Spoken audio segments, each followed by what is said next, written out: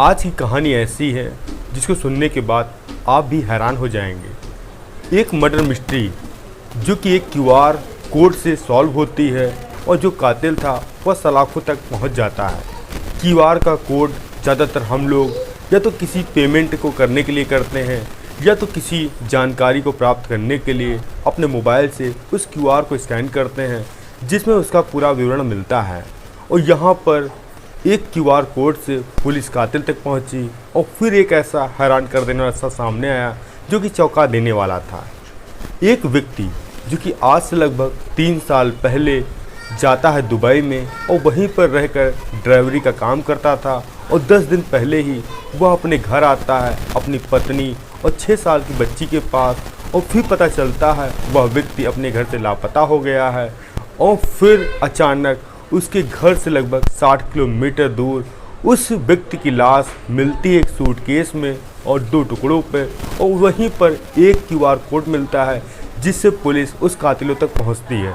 आखिर उस व्यक्ति का कत्ल किसने किया, क्यों किया और पुलिस क्यूआर कोड से कैसे पहुंची, बहुत सारे सवाल हैं, बहुत सारे जवाब हैं। इसीलिए इस वीडियो तक आप अंत तक जरूर बने रहें।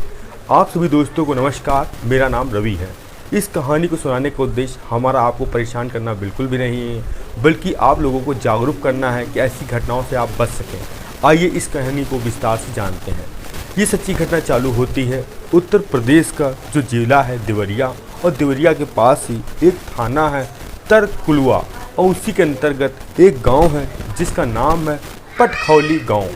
यहीं का रहने वाला एक व्यक्ति जिसका नाम जितेंद्र गिरी, और इसके पास कुछ खेत थे और इस व्यक्ति ने कुछ महीना पहले ही अपने खेत में गेहूं की फसल लगाई थी जो कि अब कड़ी धूप में वह पक चुकी थी। तभी 19 अप्रैल 2025 को अपनी जो फसल को काट के बोझे बना लिए थे, तभी शाम को ट्रैक्टर को फ़ोन करता है। तभी ट्रैक्टर वाला कहता है कि भैया आज तो मैं बहुत बिजी हूँ, मेरे पास बहुत काम है। कल यानी रविवार 20 अप्रैल 2025 को मैं सुबह आपके खेत में ट्रैक्टर खड़ा कर दूंगा और आप थ्रेसरिंग अपने गेहूं करवा लीजिएगा। तभी जितेंद्र गिरी कहते हैं ठीक है। वह अपने घर आते हैं, अपने घर वालों से कहते हैं कल सुबह ट्रैक्टर वाला आएगा और हम लोग खेत चलेंगे, अपने गेहूं थ्रेसर में कटवा लेंगे। अब अगली दिन तारीख आती है 20 अप्रैल 2025। जितेंद्र अपने बेटा और बेटी पत्नी के साथ पहुंचते हैं बोरी वगैरह लेकर अपने खेत में, और अब ट्रैक्टर के आने का इंतज़ार कर रहे थे। तभी वह खड़े होते हैं बगल वाले खेत में, जाते हैं देखने के लिए कि उनके गेहूं पक गए हैं या अभी कच्चे हैं। तभी देखते हैं कि उनके खेत में, बगल वाले खेत में एक सूटकेस नीले कलर का रखा है। अब जैसे ही यह दृश्य वह देखते हैं वह हैरान हो जाते हैं और सोचने पर मजबूर हो जाते हैं कि आखिर सुनसान इलाके में यहाँ पर सूटकेस किसका होगा और किसने रखा होगा। और आजकल जो सोशल मीडिया पे खबरें चलती हैं कि कहीं पर सूटकेस में लाश मिल रही है, तो यह सब भी जितेंद्र को डर था। उन्होंने फ़ौरन यह बात पुलिस को बताई कि उनके खेत के जस्ट बगल में एक सूटकेस रखा है जो कि ट्रॉली बैग के रूप में है, आप फ़ौरन चले आइए।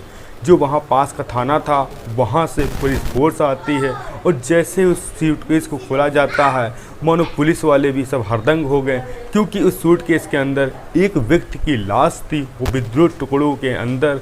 और वहाँ पर जो प्रथम शरीर का हिस्सा था, सर वाला हिस्सा, वह एक पन्नी में लपेटा हुआ था, और जो नीचे पैर वगैरह थे वह एक बोरी में लपेटे हुए थे, और उस बैग में काफ़ी ज़्यादा खून रिसा हुआ था। अब जैसे ही यह बात पुलिस के अधिकारी अपने ऊपर अधिकारी बताते हैं जो वहाँ के एसपी थे जिनका नाम था अरविंद वर्मा, वह भी मौका वारदात पे पहुँचते हैं, क्योंकि एक व्यक्ति की हत्या की बात थी और उसके शव को 2 टुकड़ों में किया था। इसीलिए अरविंद जो शर्मा थे वह भी पहुँचते हैं पूरी फोर्स के साथ, और साथ में जो वहाँ की डॉग स्पॉट थी उसको बुलाया जाता, फॉरेंसिक टीम को बुलाया जाता, हर जांच पड़ताल की जाती है कि आखिर यह व्यक्ति कहाँ का रहने वाला है, और उस ट्रॉली बैग को पूरा खंगाला जाता है।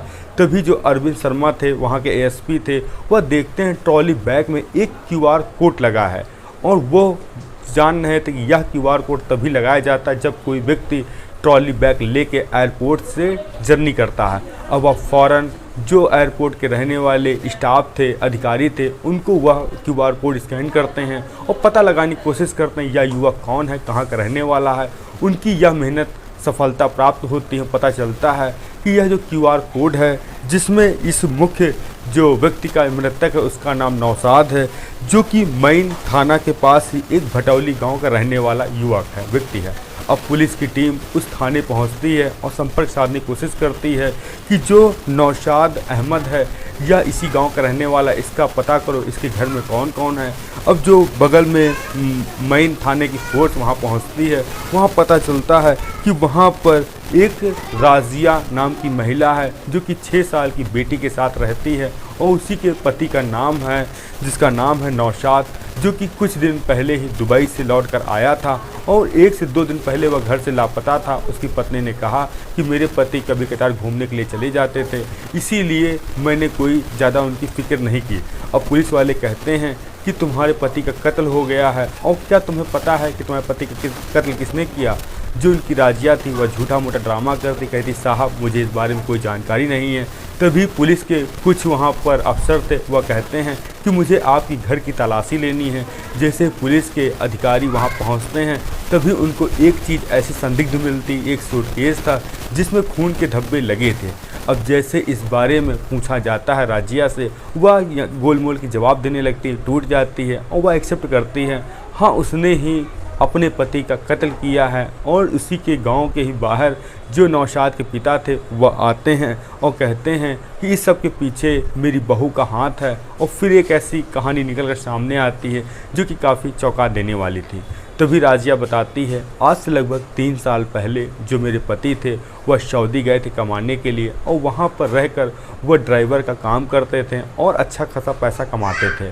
तभी जो मेरा एक रहने वाला इसी मोहल्ले में जो मेरा भांजा है और जिसका नाम है रुमान, वह मेरे घर अक्सर आता जाता था और हम लोगों में प्रेम प्रसंग हो गया। और यह बात गांव वालों ने मेरे पति को बता दी आज से लगभग 1 साल पहले, जब मेरे पति 1 साल बाद यहाँ घर आए थे। और तभी उन्होंने मुझे से लड़ाई झगड़ा किया और कहा कि आज के बाद तुम अपने भांजे से नहीं मिलोगे। और जिसके बाद मेरे गांव में पंचायत हुई, यहाँ तक कि मेरे भांजे को मना किया गया मुझसे मिलने के लिए। और फिर जब मेरा पति 1 साल बाद दोबारा दुबई गया और फिर हम लोग फिर से करीब आ गए, हम लोगों में अविश्वास बन गए। और फिर किसी ने मेरे पति को यह जानकारी दी, और आज से लगभग 10 दिन पहले जब मेरे पति आए और मैं एक दिन अचानक बात कर रही थी अपने प्रेमी से, भांजे से, और मेरे पति ने देख लिया और हम लोगों में काफ़ी ज़्यादा विवाद हुआ। जिसके बाद मैंने फिर एक खौफनाक प्लान बनाया। वो प्लान ये था कि मेरे पति को रास्ते से हटाना था, जिसके लिए मैंने अपने भांजे को कहा कि यही आज मौका है जिसमें मैं अपने पति का कत्ल करूंगी और जिसमें साथ तुम दोगे।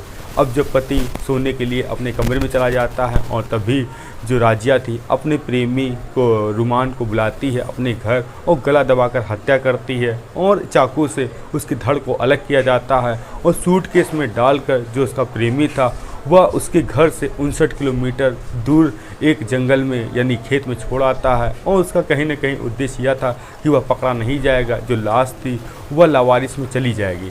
कहते हैं जुर्म करने वाला कोई व्यक्ति कितना भी शातिर क्यों ना हो, कोई ना कोई वह सबूत छोड़ ही जाता है। और उन्होंने जो सूटकेस लिया था वह था नौशाद का, जो कि वह एयरपोर्ट से लेकर आया था और उसके नाम का क्यूआर कोड वहाँ पर टैग था, जिससे पुलिस को पूरी जानकारी मिली और पुलिस को पूरे तथ्य पता चल गए। और फिर पुलिस ने उस पत्नी को और प्रेमी को हिरासत में लेकर जेल भेज दिया है। अगर यह कहानी आपको अच्छी लगी हो तो हमारे चैनल पर जाके सब्सक्राइब करें, लाइक करें। हम मिलते हैं आपसे नई कहानी नए स्वाद के साथ। जय हिंद, जय भारत।